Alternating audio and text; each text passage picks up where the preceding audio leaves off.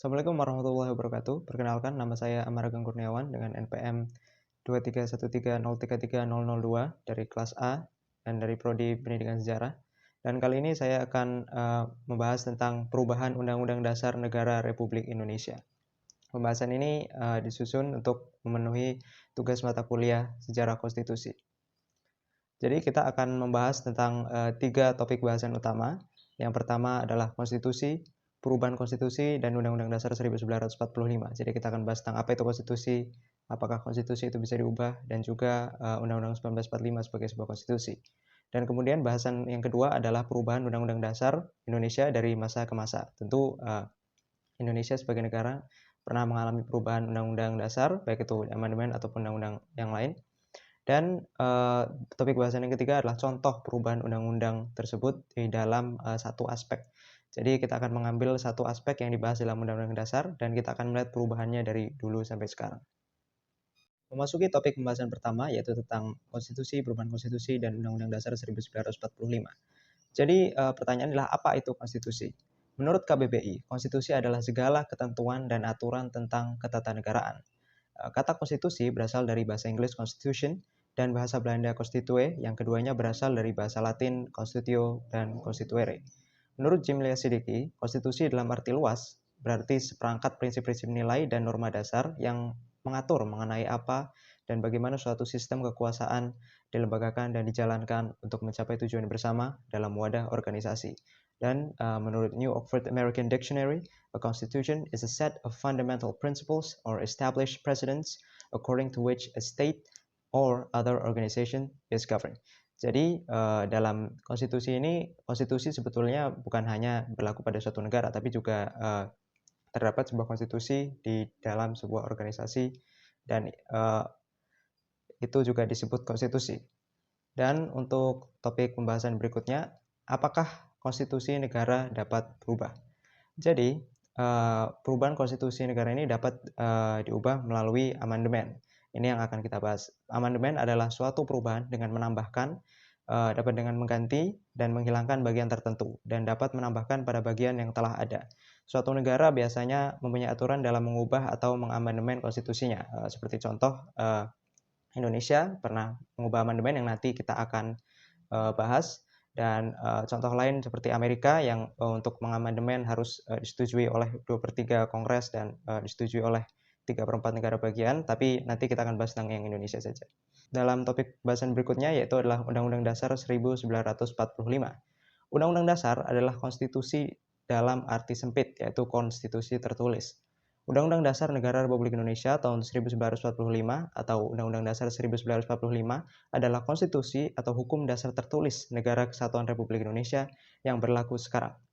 UUD 1945 ini dibuat pada tahun 1945 dan sudah mengalami beberapa perubahan dan amandemen. Sekian, itu adalah materi pertama. Untuk materi kedua, tentang perubahan Undang-Undang Dasar dari masa ke masa. Jadi kita akan melihat bagaimana konstitusi Republik Indonesia ini berubah dari masa ke masa. Yang pertama tentunya Undang-Undang Dasar Negara Republik Indonesia tahun 1945. UUD 1945 adalah hasil dari Panitia Persiapan Kemerdekaan Indonesia atau PPKI yang disahkan dan ditetapkan pada hari Sabtu 18 Agustus 1945.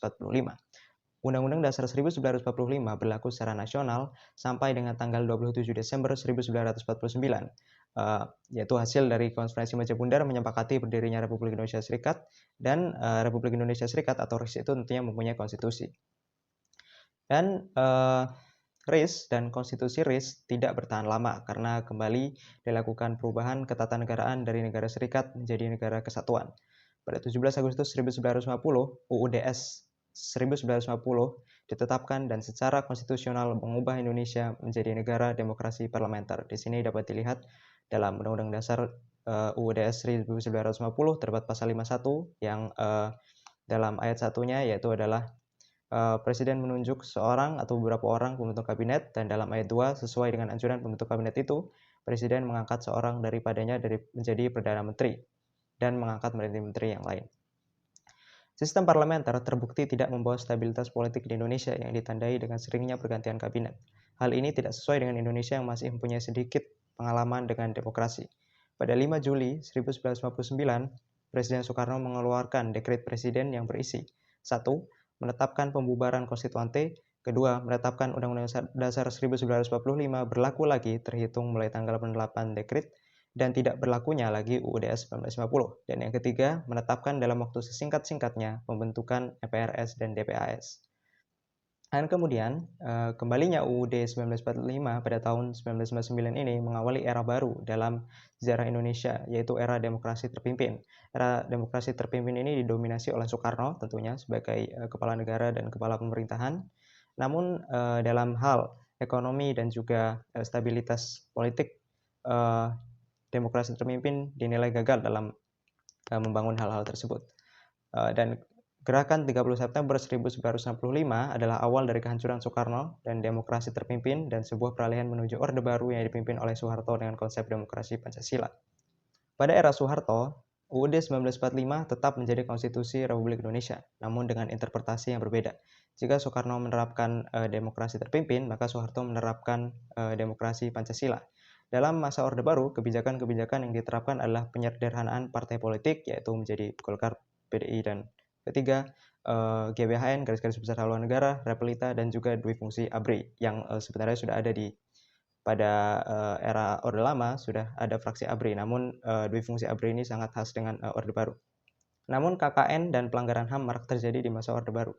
Dan ketika krisis moneter 1997 sampai 1998 terjadi, terdapat demonstrasi besar-besaran yang membuat Soeharto mengundurkan diri pada Mei 1998.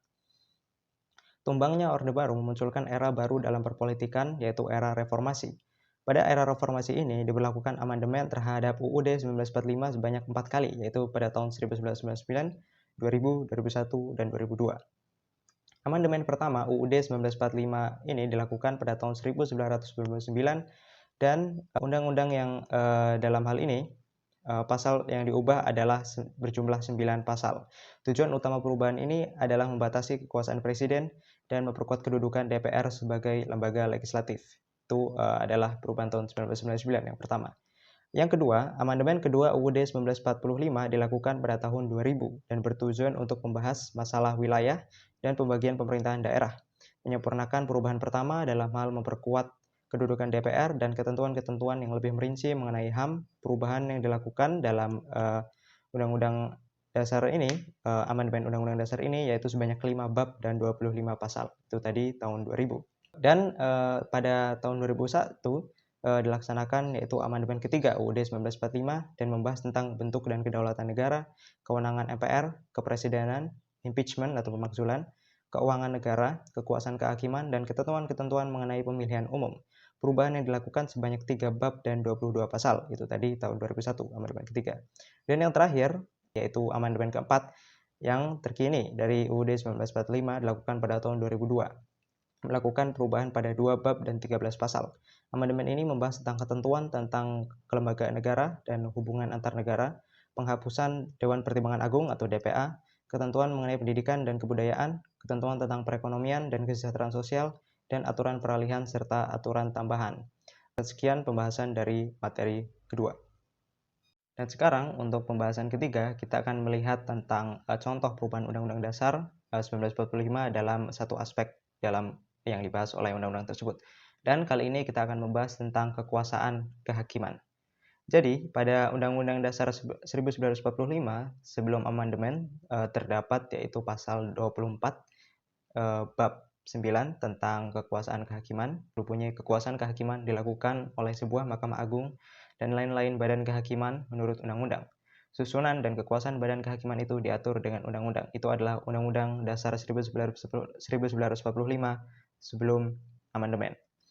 Lalu pada amandemen pertama dan kedua mengenai kekuasaan kehakiman ini tidak diubah. Namun pada amandemen ketiga terdapat penambahan pasal, yaitu pasal 24A, 24B, dan 24C. Dan juga terdapat perubahan pada pasal 24, yaitu tentunya membuat mahkamah baru, yaitu Mahkamah Konstitusi. Dan pada 24A itu adalah membahas tentang kewenangan Mahkamah Agung, 24B membahas tentang kewenangan Komisi Yudisial, dan 24C membahas tentang kewenangan Mahkamah Konstitusi. Dan pada amandemen keempat, terdapat penambahan pada pasal 24 yang memuat Undang-Undang Dasar Negara Republik Indonesia 1945, bab 9, pasal 24 menjadi seperti berikut. Ini adalah versi yang sekarang digunakan, yaitu dengan 3 ayat dan juga ditambahkan pada amandemen keempat, yaitu ayat ketiga, yaitu badan-badan lain yang fungsinya berkaitan dengan kekuasaan kehakiman diatur dalam undang-undang. Baik, sekian. Terima kasih. Ini adalah referensi-referensi yang saya gunakan. Terima kasih. Wassalamualaikum warahmatullahi wabarakatuh.